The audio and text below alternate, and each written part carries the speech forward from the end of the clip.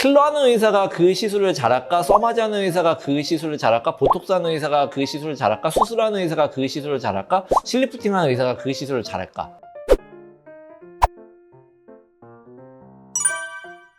안녕하세요. 필러마스터 김태형입니다.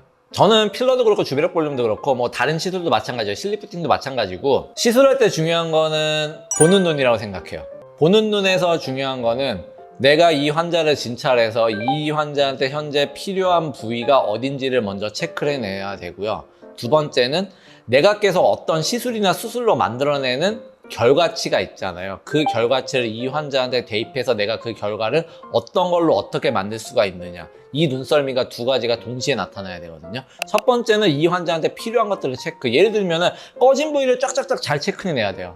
환자가 예를 들어 원장님 나 팔자가 고민이에요. 나 팔자만 시술하면 예뻐질 거예요 라고 해서 오케이 그럼 팔자만 하고 원장님 저 팔자인데 왜 안 예뻐져요? 다른 걸 못 체크해냈으니까 안 예쁜 거예요. 그거는 눈썰미가 떨어졌던 거예요. 보는 눈이 안 됐던 거고. 근데 두 번째로 그러면은 당신은 여기를 동시에 하면은 좋은 결과가 나타날 거예요. 그럼 여기는 이거하고 여기는 이거하고 이렇게 해서 시술하면 돼요 라고 시술을 했는데 내가 하는 시술 결과가 사실은 다른 거지. 그러면 결과가 안 나와서 또 불만족이 나오는 거고. 그래서 보는 눈이 어느 정도 돼야 된다고 생각하는데 필러하는 선생님들 중에서 보는 눈이 어느 정도 갖춰진 분들은 저는 이런 콜라겐 형성인데도 잘할 거라고 생각을 해요. 그리고 두 번째 거는 이거죠. 그 콜라겐 형성을 잘 하는 층에 잘 넣어야 된다고 했잖아요. 잘 넣는 건 그때부터 기술이잖아. 근데 그러면은 그 기술을 잘 습득을 한 게 이렇게 생각해야 되죠. 필러하는 의사가 그 시술을 잘할까? 써마지하는 의사가 그 시술을 잘할까? 보톡스하는 의사가 그 시술을 잘할까? 수술하는 의사가 그 시술을 잘할까? 실리프팅하는 의사가 그 시술을 잘할까? 서브더말 레이어 그리고 딥 서브큐를 잘 찾을 수 있는 의사가 이 시술은 잘하는 의사가 돼요. 와 이때부터 어렵다. 그쵸. 누가 잘하는지 어떻게 알아? 모르죠. 그래서 필러를 잘하는 선생님들이 유리하냐? 유리한 측면이 있어요. 근데 저는 실리프팅 잘하는 분들도 유리할 거라고 생각을 하고 디바이스를 잘하는 분들은 조금 불리할 거라고 생각해요.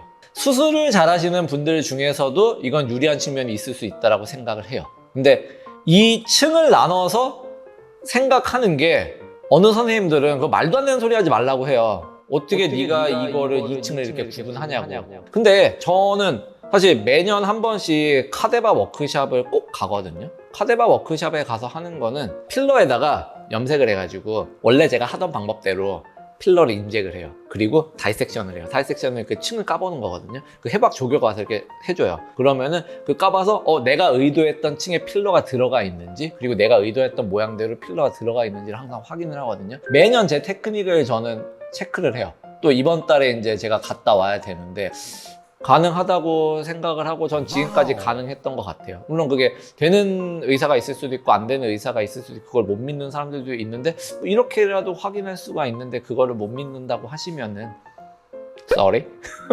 그래서 정리를 해보면은 그러니까 첫 번째는 보는 눈이 그분이 띄어 있어야 되고 두 번째는 그 시술을 실제적으로 딜리버를 해낼 수가 있어야 돼요. 그 층에. 이거 층 생각보다 저 중요하다고 생각하거든요. 레이어. 근데 거기서 이제 또 하나 더 나간다고 하면은 시서법 다 다르잖아요. 제가 하는 시서법도 아마 큰 노하우 중에 하나라고 생각은 하고 있어요.